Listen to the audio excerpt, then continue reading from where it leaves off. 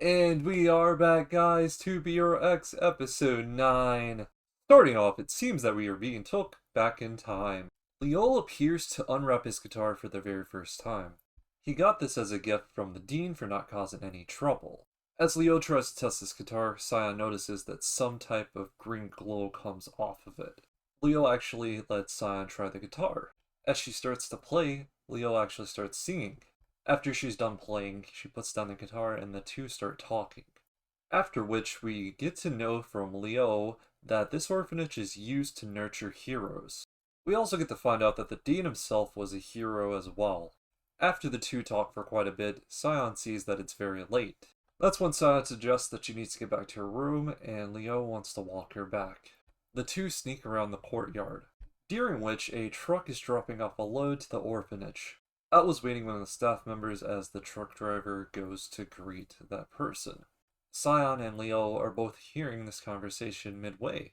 That's where Scion overhears something she shouldn't that hurts her deeply.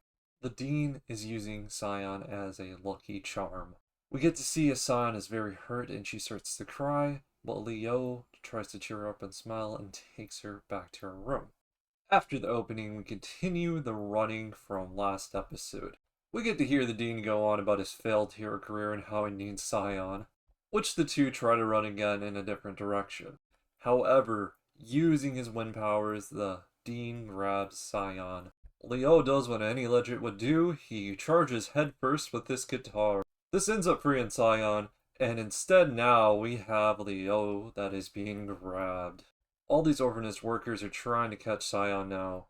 As Leo is trapped, he says, "Run, Scion, you're the luckiest person I know." This empowers her. She runs past all the people. That's when something lucky happens. A semi-truck comes bursting through the orphanage doors. The Dean ends up accidentally dropping Leo as he was trying to fight his grasp.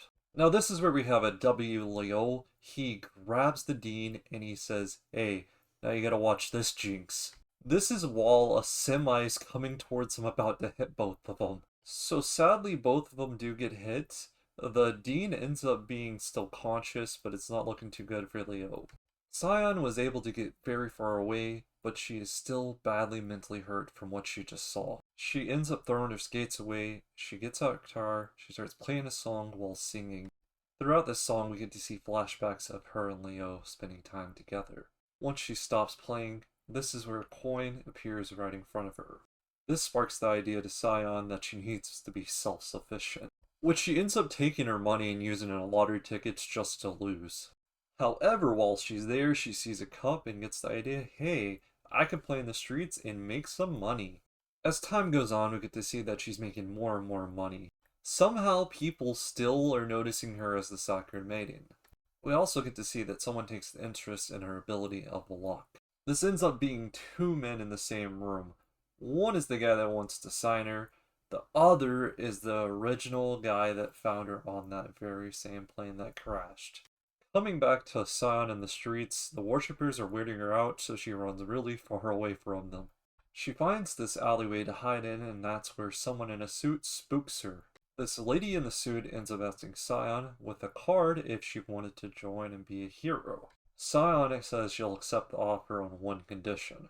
We instantly go back to Leo. He's lost everything in his room, he's badly hurt, and all he has is this radio. As he's turning it, he finally gets to hear something. Lucky Scion. She's finally reached her rise of fame. The Dean sneaks into his room, and this is where he figures out that he knows about Scion. He tells Leo to forget about her. After which, he whispers a secret into Leo's ear, which is clearly being censored out by music. We get to see Leo get enraged. Straight after, we're thrown midway into the Lucky Scion concert. That's where in the middle, this is where Scion gives a speech on Leo and how she's taught her so much. Something weird goes on while this song is playing. We get a flash towards what's going on in the orphanage, and there appears to be a ton of zombies. Two things I like about this episode is we're asked two really mysterious questions, so it keeps you wanting to watch the next episode to figure out those things. We also get a cliffhanger, which ties into the first thing. Leo ends up getting whispered a secret by the Dean. The Dean ends up making Leo clearly enraged by this. So if I had to guess from context, what we see in the ending is that Leo is the reason that those people turn into zombies at the orphanage. And if we come back to Lucky Cyan, the other question is, what was the condition for her to become a hero? That is something else. Did she want to change her appearance so no one else would think she's the maiden? Or maybe it was simple, like, hey, I no longer want to be the maiden. Can you make this happen? It could be that type of thing, and we just don't know. Or, I just thought of this on the fly. Maybe she wanted to die off and someone else took her place to become famous. Who knows, man? Honestly, pretty wicked. We're gonna get to see what happens, and maybe Cyan and Leo are gonna make up or have to fight it out. Overall, this episode was a 9. I really enjoy it. The anime style for this one, on point. Eventually, we're gonna go back to 3D. I think they've done it so perfect that I can't be mad either way. I want to know what you guys' thoughts are. I hope you stay safe, and until next time, peace out, guys.